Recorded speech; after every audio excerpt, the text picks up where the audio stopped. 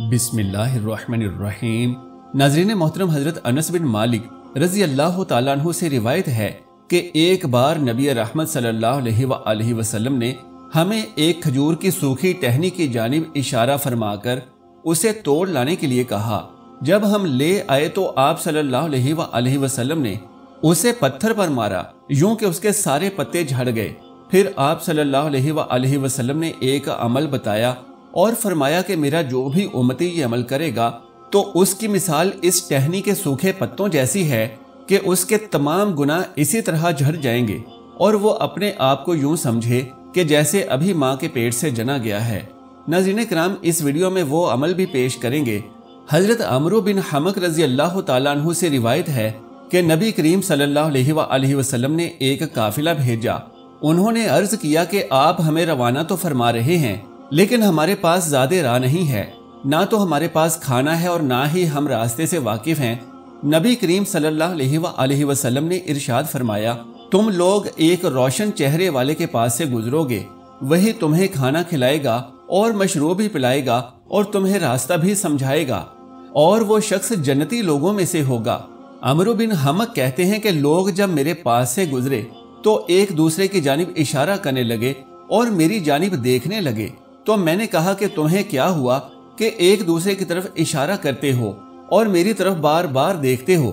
उन्होंने कहा कि तुम्हें अल्लाह सुब्हाना व तआला और उसके सच्चे रसूल सल्लल्लाहु अलैहि वसल्लम की तरफ से बशारत हो। हम तेरे ही बारे में नबी रहमत सल्लल्लाहु अलैहि वसल्लम का करवाया हुआ तारुफ पहचानते हैं। नबी करीम सल्लल्लाहु अलैहि वसल्लम ने जो उन्हें कहा था उन्होंने मुझे इसकी खबर दी।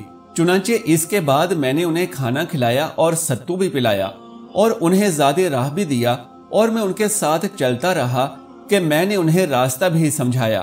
फिर मैं अपने घर वालों की जानिब पलटा और उन्हें अपने ऊँट तैयार करने का हुक्म दिया।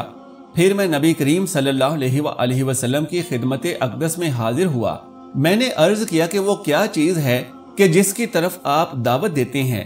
नबी रहमत सल्लल्लाहु अलैहि वसल्लम ने इरशाद मुबारका फरमाया, मैं इस बात की तरफ दावत देता हूँ और गवाही देता हूँ कि अल्लाह ताला के सिवा कोई माबूदे बरहक नहीं और मैं उसका रसूल हूँ।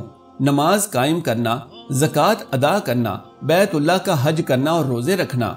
मैंने अर्ज किया कि क्या जब हम आपकी दावत कबूल करें तो हम अपने घर वालों और अपने मालों पर अमन पाएंगे। नबी करीम सल्लल्लाहु अलैहि वसल्लम ने फरमाया, हाँ। चुनांचे मैं इस बात पर इस्लाम ले आया और अपनी कौम के जानिब वापस लौट आया और उन्हें अपने इस्लाम लाने की खबर दी तो मेरी कौम के बहुत से लोग मेरे हमरा दीन इस्लाम में दाखिल हो गए। फिर मैंने नबी करीम सल्लल्लाहु अलैहि वसल्लम की तरफ हिजरत की। इसी दौरान मैं एक रोज आप सल्लल्लाहु अलैहि वसल्लम की खिदमत में बैठा हुआ था तो आपने मुझसे इरशाद फरमाया कि ए अमरो, क्या मैं तुम्हें जन्नत की निशानी ना दिखाऊं, ऐसे आदमी की सूरत में कि वो दुनिया में खाना खाता है, मशरूब पीता है, बाजारों में फिरता है। मैंने अर्ज किया, क्यों नहीं, मेरे माँ बाप आप पर कुर्बान हों।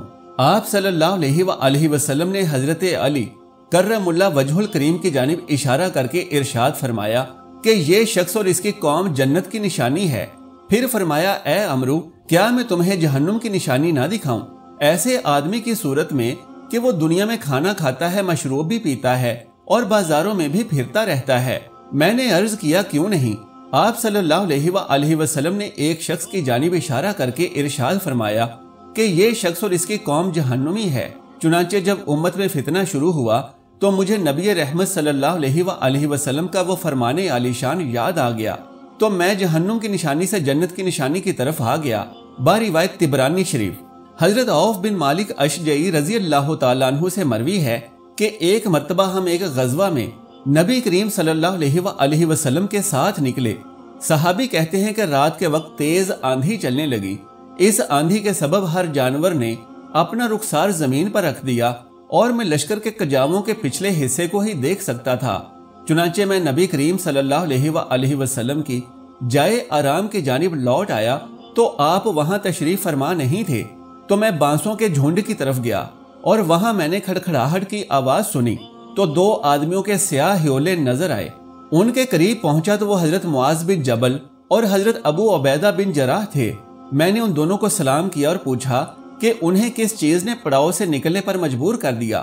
انہوں نے جواب دیا کہ ہمیں بھی اس ذات نے نبی کریم صلی اللہ علیہ وآلہ وسلم کی تلاش میں باہر نکلنے پر مجبور کیا جس نے تمہیں مجبور کیا ہے۔ چنانچہ اسی دوران جب وہ ابھی وہاں موجود ہی تھے تو نبی کریم صلی اللہ علیہ وآلہ وسلم ادھر تشریف لے آئے۔ پس آپ نے دریافت فرمایا معاذ بن جبل ہو؟ انہوں نے عرض کیا جی ہاں یا رسول اللہ صلی اللہ علیہ وآلہ وسلم، یہ میں ہوں اور یہ ابو عبیدہ ہیں۔ پھر آپ نے فرمایا عوف بن مالک ہو؟ میں نے عرض کیا جی ہاں یا رسول اللہ صلی اللہ علیہ وآلہ وسلم، یہ میں ہوں۔ پھر ہم چلے یہاں تک کہ ہم رسول اللہ صلی اللہ علیہ وآلہ وسلم کی خدمت میں پہنچے۔ آپ نے فرمایا کہ کیا تم جانتے ہو کہ کس چیز نے مجھے اس وقت یہاں سے باہر جانے پر مجبور کیا؟ انہوں نے عرض کیا کہ اللہ تبارک و تعالیٰ اور اس کے رسول صلی اللہ علیہ وآلہ وسلم ہی سب سے زیادہ جانتے ہیں۔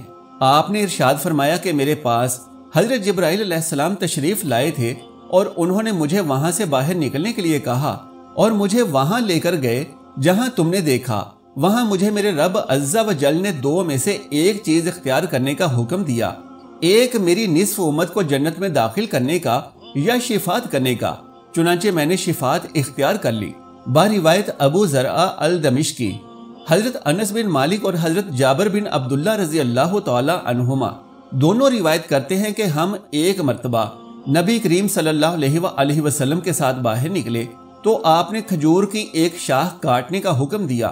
وہ کاٹ دی گئی تو کٹی ہوئی شاخ کے پتے سوکھے ہوئے تھے اور وہ شاخ نبی کریم صلی اللہ علیہ وآلہ وسلم کے دست مبارک میں تھی۔ آپ نے اس کٹی ہوئی شاخ کو پتھر پر مارا تو اس شاخ کے سارے پتے جھڑتے گئے۔ تو آپ صلی اللہ علیہ وآلہ وسلم نے ارشاد فرمایا کیا تم جانتے ہو کہ اس کی مثال کس جیسی ہے؟ صحابہ کرام رضوان اللہ اجمعین نے عرض کیا کہ اللہ سبحانہ و تعالی اور اس کے سچے رسول صلی اللہ علیہ وآلہ وسلم سب سے بہتر جانتے ہیں۔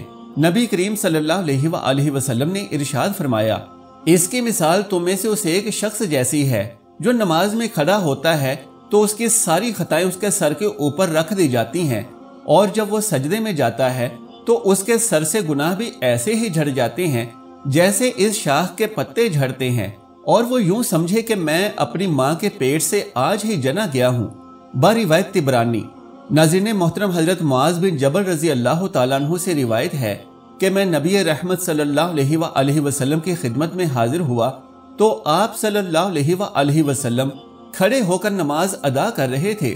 آپ کھڑے رہے یہاں تک کہ صبح ہو گئی، پھر آپ نے سجدہ فرمایا اور سجدہ اتنا طویل فرمایا کہ مجھے گمان ہوا کہ خدا نخواستہ آپ صلی اللہ علیہ وآلہ وسلم کا وصال ہی نہ ہو گیا ہو۔ پھر نماز سے فارغ ہو کر آپ صلی اللہ علیہ وآلہ وسلم نے میری جانب دیکھا اور ارشاد فرمایا اے معاذ، کیا تم نے کچھ دیکھا؟ میں نے عرض کیا جی ہاں، میں نے آپ صلی اللہ علیہ وآلہ وسلم کو سجدہ کی حالت میں دیکھا، اور سجدے کی طوالت سے میں نے اندازہ کیا کہ کہیں آپ کا وصال تو نہیں ہو گیا۔ تب آپ صلی اللہ علیہ وآلہ وسلم نے فرمایا کیا تم طویل سجدے کا مطلب جانتے ہو؟ میں نے عرض کیا کہ اللہ سبحانہ و تعالی اور اس کا سچا رسول ہی بہتر جانتے ہیں۔ آپ نے فرمایا کہ اللہ رب العالمین نے میرے لیے جو نماز مقرر کی تھی میں نے وہ ادا کی، یہاں تک کہ میرے رب تبارک و تعالیٰ نے جلوہ گری فرمائی اور ارشاد فرمایا اے محمد صلی اللہ علیہ وآلہ وسلم، آپ کی امت کے ساتھ کیا سلوک کروں؟ میں نے عرض کیا یا اللہ تو ہی سب سے زیادہ جانتا ہے۔ اللہ تبارک و تعالیٰ نے مجھ سے 3 یا 4 مرتبہ استفسار فرمایا اور آخر میں مجھے فرمایا کہ آپ کی امت کے ساتھ کیا سلوک کروں؟ میں نے عرض کیا کہ اے رب العالمین تو سب سے بہتر جانتا ہے۔ تب اللہ تبارک و تعالیٰ نے ارشاد فرمایا کہ میں آپ کو آپ کی امت کے بارے میں غمگین نہیں کروں گا۔ میں نے اپنے رب کو سجدہ کیا اور تیرا رب شکر کا بڑا ہی قدردان ہے اور شکر کرنے والوں کو ہی پسند فرماتا ہے۔ باروایت طبرانی۔ ناظرین محترم، اس ویڈیو میں نماز کی اہمیت و فضیلت واضح کی گئی ہے کہ کس طرح سے نماز اپنے پڑھنے والے کے تمام گناہوں کو معاف کروا دیتی ہے۔